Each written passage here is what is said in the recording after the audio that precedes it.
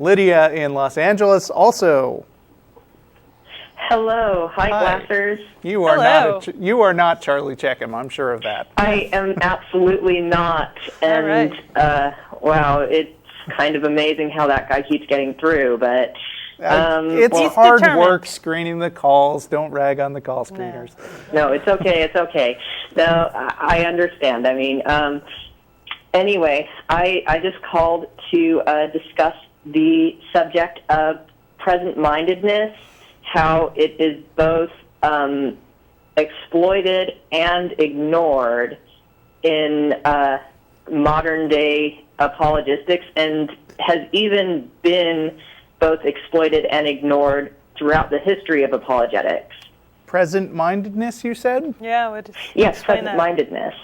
Well, present-mindedness is basically thinking from a mindset which exists because of the circumstances of the present-day world, and therefore attributing beliefs of the past to the same kind of understanding of the world that you'd have currently, which one of the biggest problems with that is when you try to apply modern reasoning to people who existed long before a number of discoveries and So if I can paraphrase just to make sure I understand you, like, we all know that, let's say, the Earth is round and it goes around the sun. Correct. And that shapes a lot of our thinking about a lot of different things that we also know. And when people think about people in the past, they kind of come at it with a context of people who are familiar with modern science and don't project, like, what the limitations of their knowledge would have been back then. Is that what you're saying? Yes, absolutely. Okay. And that was a great example because, I mean, there are a lot of people that will argue that the Bible was not written to literally express that the world was flat. However, there are a lot of verses that contradict the theory of heliocentrism, which I've seen modern apologists try to sort of explain away, basically just try to say, oh, well, they actually knew that the Earth revolved around the sun, and they wrote it in this other way. Like I've heard Muslim apologists say that the speed of light is written in the Quran, sort of like that. Right. Like, yeah. Yeah, those sorts of things. Yeah, exactly. And it's actually kind of serendipitous that you were talking about the extended universe earlier, and that was the topic that I managed to finally get through because I've called before. I've never gotten through before now. Sure, but because when you look at the modern day holy books that are being used, the Bible, the Torah, and the Quran, and other holy books that are still in use, but let's just focus on those three because they're the ones I know. Sure. That in a way they were an extension of previously existing religions, many of which were pagan. You can still trace their roots. You can still see the impact that they've left on them. I came from a Jewish family, so I was raised to believe in the synagogue that I attended that basically ancient Jews were not pagans at all. They had none of those beliefs. They were so disavowed from that school of thought. Monotheism just appeared in their culture out of nowhere. And correct. Well, no Abraham, golems. Golems are all Jewish. those statues.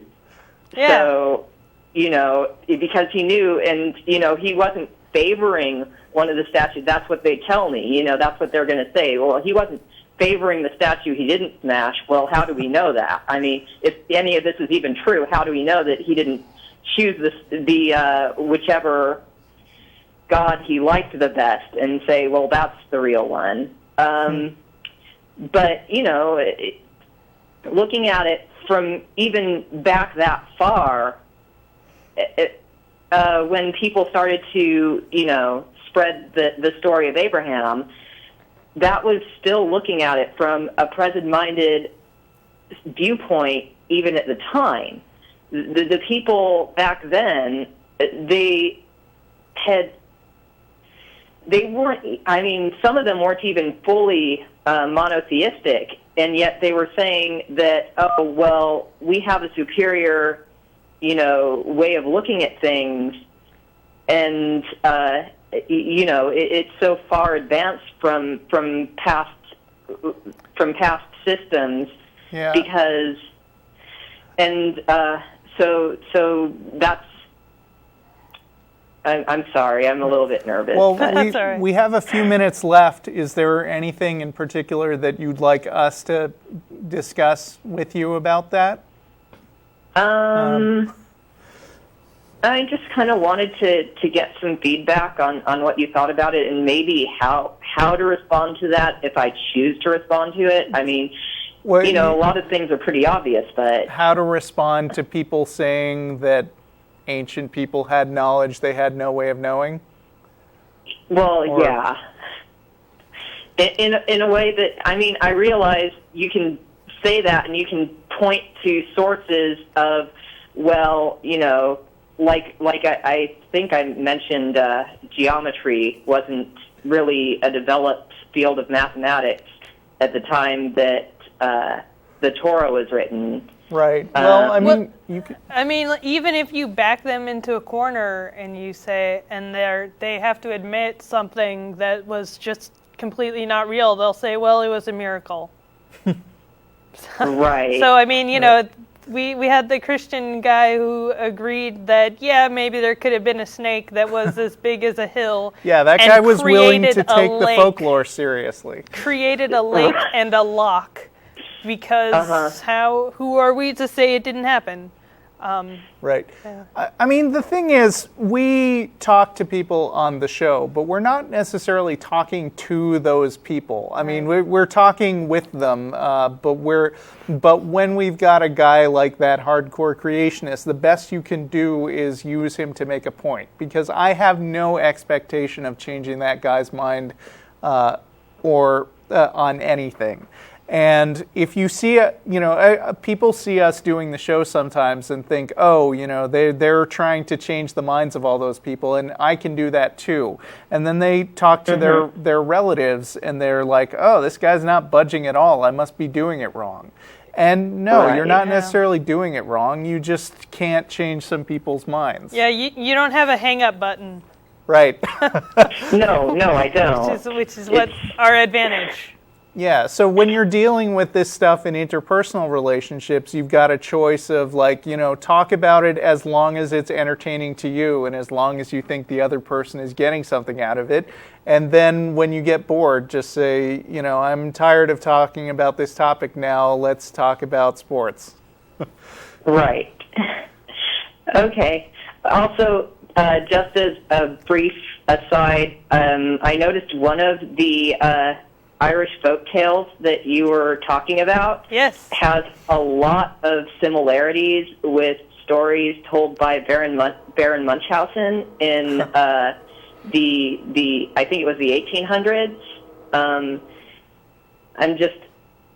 I'm sure that one inspired the other. Probably the Irish folk tale is a little older. So well, you can write into the TV show and we can compare notes and see who ripped off who. Yeah, unfortunately, we're out of time, so thank you, Lynnea, for a wonderful, delightful show. Thank you for having me, and hopefully Matt is having a good time, and Jeff as well. I bet he's not. But goodbye, everyone. See you next week. Thank you to the crew.